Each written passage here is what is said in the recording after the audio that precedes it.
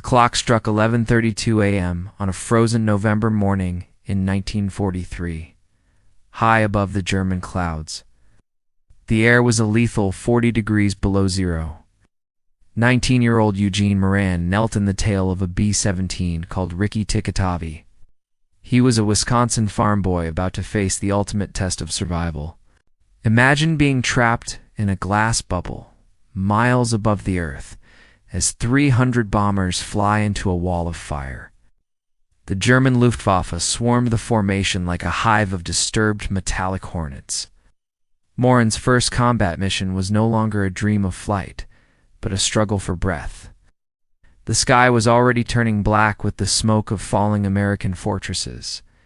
The tail gunner's seat was the loneliest and most dangerous place in the sky. Separated from the rest of the 10-man crew by 40 feet of hollow fuselage, Moran sat on a bicycle-style seat clutching the grips of his twin .50 caliber guns. He was the final line of defense against the predators diving from the rear. Visual prompt: extreme close-up on Moran's goggles, reflecting the glint of distant enemy wings. High-contrast lighting, frost creeping across the edges of the frame. The 8th Air Force was losing men at a rate that defied all logic. Statistics claimed the average crew would only survive 15 missions out of 25. Moran's group was currently losing half of its aircraft every single month. Growing up in Soldiers Grove, Eugene had spent his youth watching birds and planes. He enlisted the moment he turned 18, driven by a patriot's quiet resolve. 8. The Army Air Forces saw his steady farm boy nerves and made him a gunner. Now, those nerves were being chilled to the bone by the thin, freezing atmosphere. The mission to Bremen was a journey into the heart of the Third Reich's defense. Beneath them lay U-boat pens and aircraft factories protected by thousands of flak guns. The bombers flew in tight combat boxes to overlap their fields of fire. But when the black clouds of anti-aircraft fire arrived, the formations began to shatter. Visual prompt: a wide cinematic shot of a B-17 exploding in midair, its wings shearing off as it tumbles. Dramatic shadows and fiery debris. Moran watched a lead bomber take a direct hit and vanish in a fireball. There was no time to mourn the 10 men who had just disappeared into the void. The Ricky Tikatavi shuddered as shrapnel tore through its thin aluminum skin. Bombs away. The bombardier's voice crackled through the static-filled intercom. 4,000 pounds of high explosives tumbled toward the industrial targets below. The mission was a success, but the hardest part was just beginning. They had to survive the 200 miles of hostile airspace back to the English Channel. The hook suddenly a massive explosion rocked the left wing of the Ricky Tikatavi. The No. 2 engine took a direct hit from a flak shell and began to windmill. The heavy bomber groaned as it lost speed and began to drop out of formation. In the world of high-altitude combat, a straggler was a dead man flying. Moran saw them coming before anyone else, a dozen Messerschmitts lining up. German pilots loved to hunt the lone bombers that fell behind the safety of the pack. They attacked from the 6 o'clock low position, right in Moran's sights. He pressed his shoulders against the steel armor plate and squeezed the triggers. Visual prompt: internal shot of the tail section vibrating violently. Spent shell casings rained down like golden hail onto Moran's boots. The smell of cordite and burned oil filled the tiny, cramped compartment. Moran's twin guns roared, sending red tracers arching into the freezing sky. One fighter rolled away in smoke, but 2 more took its place instantly. The temperature inside the tail had plummeted to 43 degrees below zero. Ice crystals from Moran's own breath began to clog his oxygen mask. His fingers, despite the heated gloves, were starting to go dangerously numb. Still, he swung the heavy machine guns with the precision of a master hunter. The German veterans knew exactly how to dismantle a flying fortress. They targeted the engines first to slow it, then they moved in to kill the gunners. Moran heard the terrifying sound of 20mm cannons punching through the fuselage. The metal around him was being shredded like wet paper by a hail of lead. One by one, the voices on the intercom began to go silent or turn into screams. The waist gunners stopped firing as their positions were raked by enemy fire. Moran felt a sudden, sharp hammer blow strike his left forearm. Then, a second later, his right arm was shattered by another exploding shell. Visual prompt. Close-up of Moran's face. Gritted teeth in pain. Blood splattered on the white frost of his mask. Cinematic, gritty detail. The pain was a white-hot flash that threatened to steal his consciousness. But his hands still gripped the triggers with a strength born of pure survival. He saw a Focke-Wulf 190 cross his path, and he didn't hesitate to fire. The enemy fighter's wing disintegrated under Moran's relentless barrage. It was his first confirmed kill, but there was no victory in his heart. The Rikki-Tikhotavi was dying, vibrating so hard his teeth felt like they would shatter. Control cables snapped and whipped through the air like angry metallic snakes. Moran glanced down at the parachute strapped to his chest. His eyes widened as he saw the fabric had been shredded by cannon fire. The silk canopy was a ruined mess of holes and tattered white rags. If he stayed, he would burn. If he jumped, he would fall to his death. Suddenly, the scream of tearing metal drowned out the roar of the engines. The fuselage of the Rikki-Tikhotavi groaned under the weight of the structural failure. With a sound like a thunderclap, the aircraft snapped into just behind the radio room. Eugene Moran was no longer in a plane. He was in a falling steel box. Visual prompt. A dizzying wide shot from the sky. The front of the bomber falls away as the tiny tail section tumbles independently. The tail section spun end over end, throwing Moran against the jagged walls. He watched the cockpit and the engines tumble toward the earth for miles below. He was alone, wounded in both arms, and trapped in a 4-mile freefall. The laws of gravity and physics had already signed his death warrant. Any other man would have curled into a ball and waited for the end. Instead, Eugene Moran reached for his machine guns as the tail continued to spin. Through the open hole where the plane used to be, he saw the German fighters. They were circling the wreckage like vultures, curious about the falling debris. Moran gritted his teeth against the agony in his shattered arms and opened fire. The German pilots couldn't believe their eyes as tracers erupted from the coffin. A man was falling to certain death, yet he was still fighting back with everything. The sight of the falling ghost sent the veteran Luftwaffe pilots into a panic. Visual prompt. The spinning horizons seen through the gun sights. Rapid flashes of blue sky and brown earth alternating at high speed. The tail section's unique shape began to act like a crude spinning glider. The horizontal stabilizers caught the air, creating a small amount of lift. It wasn't a landing, but the descent was no longer a vertical plummet. Moran was still firing his guns, his last act of defiance against the enemy. The ground rushed up to meet him, a patchwork of German fields and forests. He braced himself against the steel plate, clutching the ammunition boxes. The tail section struck the canopy of a massive pine forest at 100 miles per hour. Trees as thick as a man's torso snapped like dry twigs upon impact. The wreckage cartwheeled through the branches, shedding metal with every hit. Moran's head slammed into the framework, and the world exploded into white light. When the tail finally hit the frozen ground, a heavy silence fell over the woods. Against every law of science, the farm boy from Wisconsin was still breathing. Visual prompt. A slow zoom out from the smoking wreckage in the snow. Single bloody hand reaches out from the twisted metal. Eugene lay in the ruins of the Rikki-Tikhotavi, his body a map of broken bones. His forearms were snapped, his ribs were crushed, and his skull was fractured. The freezing air of the German forest began to seep into his open wounds. He had survived the fall, but now he had to survive the ground. 15 miles south of Bremen, the local villagers heard the crash in the woods. German soldiers arrived with rifles raised, expecting to find a dead American.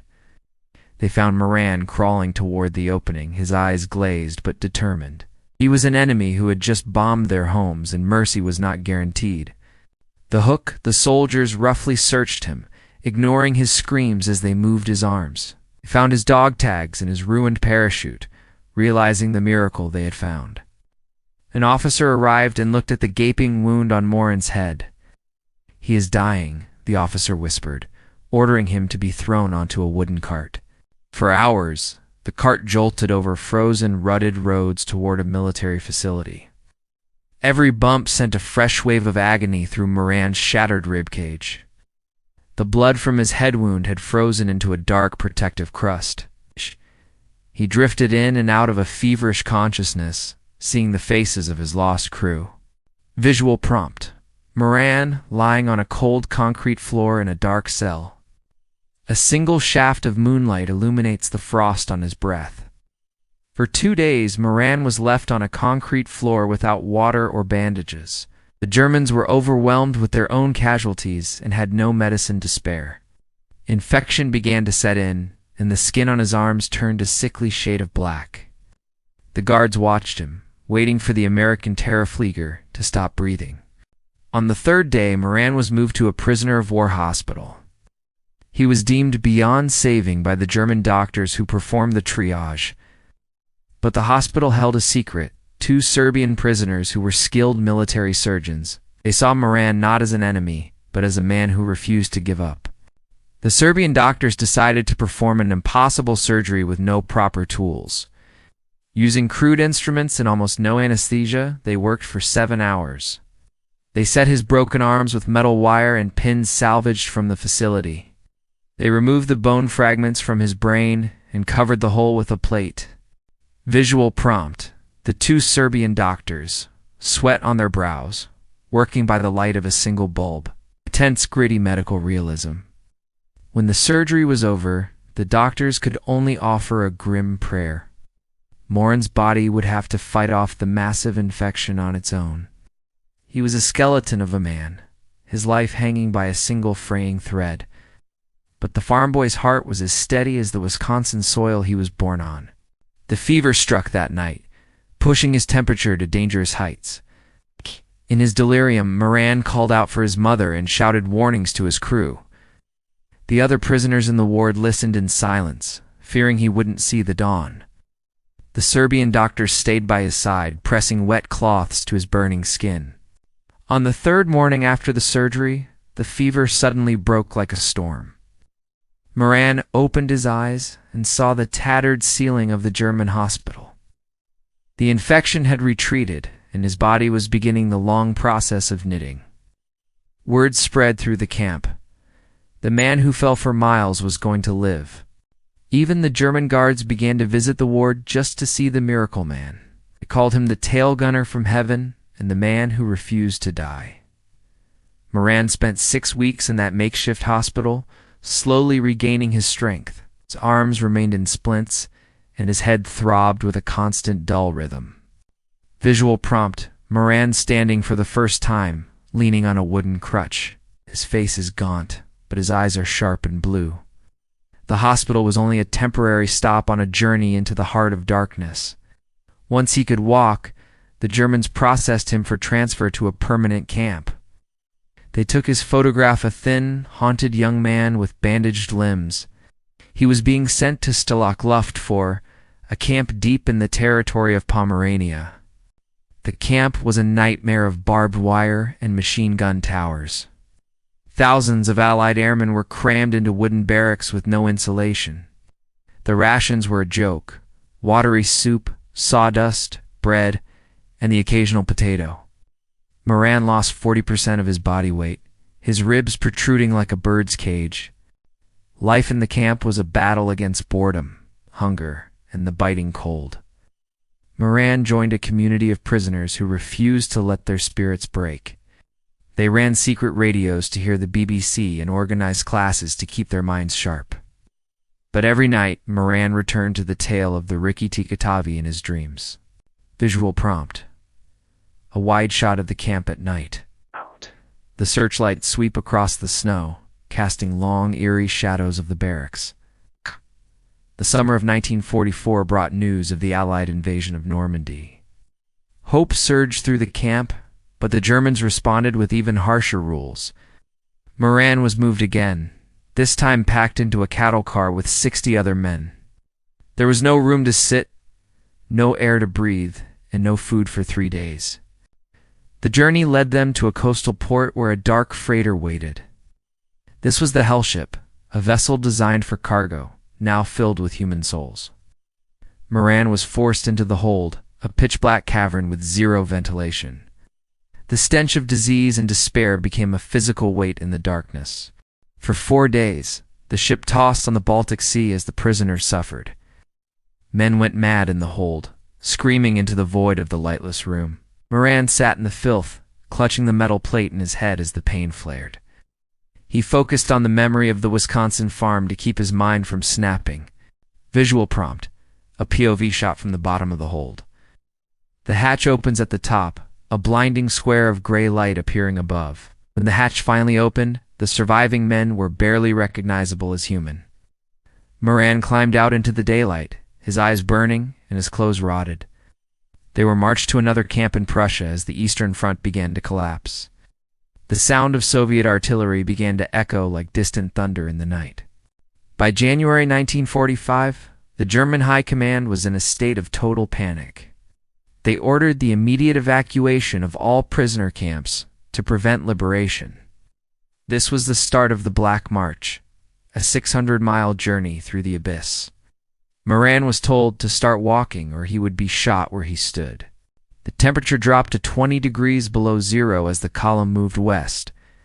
Thousands of men trudged through waist-deep snow in tattered summer uniforms. Anyone who stumbled or fell behind was executed by the guards without a word. The road behind them was a trail of frozen bodies left for the wolves. Visual prompt, a long winding line of skeletal men walking through a blizzard. The wind howls, drowning out the sound of their footsteps. Moran's body protested every single step he took on the frozen earth. His improperly healed arms ached, and his shattered ribs made every breath a sting. The metal plate in his skull acted like a conductor for the sub-zero cold, yet he put one foot in front of the other, refusing to become a marker on the map. They slept in barns filled with animal waste just to steal a little warmth. They ate raw frozen potatoes dug out of the dirt with their bare, bleeding hands. Moran saw men he had known for years simply give up and lie down in the snow. He would grab them by the collars and roar at them to keep moving. For 86 days, the Black March continued across the dying Reich. Moran had survived a 4-mile fall, brain surgery, and a hellship. He was not going to let a winter road in Germany be the end of his story. The sound of Allied artillery grew louder every day, a symphony of coming freedom. On April 26, 1945, the column reached the banks of the Elbe River. Suddenly, the German guards stopped shouting and threw their rifles into the mud. American tanks from the 104th Infantry Division appeared over the horizon. The prisoners stood in the mud, too weak to cheer, but finally they were free. Visual prompt. An American soldier handing a chocolate bar to a skeletal Moran. The contrast between the healthy soldier and the gaunt prisoner. Moran weighed only 93 pounds when the medics finally reached him. He looked like a ghost, a skeleton wrapped in tattered wool and frozen skin. The doctors who examined him were horrified by the scars covering his body. When they read his file, they realized they were looking at a living miracle. "You fell for miles without a parachute?" a young army doctor asked in disbelief. Moran only nodded, his voice a raspy whisper after months of silence. He was one of only 3 men in the entire war to survive such a catastrophic fall. The Army awarded him 2 Purple Hearts and the Air Medal for his impossible service. The news of the falling tail gunner reached the newspapers back home. In Wisconsin, his family had spent 17 months fearing the worst. When the telegram arrived saying he was alive, the entire town of Soldiers Grove wept. Eugene Moran was coming home, but he wasn't the same boy who had left. He returned to the United States in late 1945, his body a map of the war. The farm boy who dreamed of flying had seen the sky turn into a nightmare. He was 21 years old, but his eyes held the weight of 1,000 years. He settled back into the quiet life of the farm, trying to find peace in the soil. Visual prompt. Moran standing in a golden wheat field, his hands running through the grain. The sun is setting, casting a warm, peaceful glow. A few months after his return, he married a local girl named Margaret Finley. She saw the man beneath the scars and the nightmares that made him scream. Oh. They built a life together on a small farm, far from the roar of B-17 engines. Oh. But the war was never truly gone. It lived in the metal plate in his head. For 60 years, Eugene Moran lived in a self-imposed state of silence. He didn't talk about the fall, the Serbian doctors, or the frozen march to his kids. He worked the land, raised 9 children, and attended church every Sunday. He preferred to wear out than rust out, a motto that defined his resilience. The physical wounds of 1943 never truly left him as the decades passed. The metal plate caused blinding headaches every time the weather changed. His shattered arms remained weak, aching whenever the Wisconsin winter arrived. But he never complained, seeing every day as a gift he wasn't supposed to have. Visual prompt: an elderly Moran, sitting in a rocking chair, looking at an old photo of his flight crew. The room is quiet and filled with memories. In 2007, the world finally decided to honor the man who fell from the clouds. The Wisconsin Board of Veterans Affairs created the Lifetime Achievement Award. Eugene Moran was the first person to receive it, bringing his story into the light. Journalists and historians began to knock on his door, asking for the truth. A local teacher named John Armbruster spent years interviewing the aging hero. The silence of 6 decades finally broke as Moran shared the details of his fall. He spoke of the cold, the tracers, and the brave Serbians who saved his life. His story was published in the book Tailspin, ensuring he would never be forgotten. On October 18, 2008, his hometown named a street Eugene Moran Way. It was a permanent tribute to the farm boy who survived the impossible. He lived to see his grandchildren grow up in a world that was finally at peace. He had outlived the German pilots, the guards, and most of his own crew. Visual prompt: a slow-motion shot of a B-17 flying over a modern parade. The shadow of the plane passes over an elderly man saluting. Eugene Moran passed away on March 23, 2014 at the age of 89. He had lived 70 years longer than the mathematics of war had allowed. His legacy is not just the fall, but the incredible will to keep moving forward. He was the tail gunner who kept shooting all the way to the ground. Why does this story matter today, more than 80 years later? Because Eugene Moran proves that no matter how far you fall, you can still fight. He was a regular person who faced an extraordinary nightmare and didn't blink. His survival is a testament to the strength of the human spirit against all odds. Imagine the moment the fuselage snapped, the sudden, terrifying roar of the wind. Moran didn't pray for a miracle. He became the miracle through his own defiance. He represents the thousands of airmen who faced death every time they took off. Most didn't come home, but Moran carried their memory back to the farm. Visual prompt: a cinematic recreation of the tail section hitting the trees. Fight splinters and snow flying everywhere. The Serbian doctors, forgotten by history, were the quiet heroes of his tale. They risked their own lives to save an American they didn't even know. It reminds us that even in the darkest war, humanity can still find a way. Their skill with a wire and a plate gave the world 18 years of Eugene. Think of the Black March 600 miles of starving, freezing, and dying. Moran's 93-pound frame carried the weight of his entire crew on that road. He walked for the pilot, the co-pilot, and the boys in the waist who didn't jump. His every step was a middle finger to the tyranny that tried to break him. When you look at the stars tonight, remember the loneliest seat in the sky? Remember the boy from Wisconsin who sat in a glass bubble and fought for us? His story is a reminder that the greatest generation was made of flesh and blood. They were farm boys and city kids who did the impossible because they had to. Visual prompt: close-up of a tattered American flag waving in the wind over a veteran's cemetery. The sun glints off a brass nameplate. Eugene Moran Way is more than just a street name in a small town. It is a path of resilience that we can all follow when our own lives get dark. He didn't need a parachute to land. yet a soul that refused to be grounded. The tail gunner from heaven has finally finished his longest mission. Let us never forget the names of the crew of the WWII. They were men who gave everything so that we could live in safety.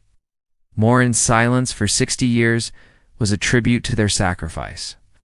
He lived his life well because he knew how lucky he was to have one. If you are facing a challenge today, think of the man falling from 24,000 feet.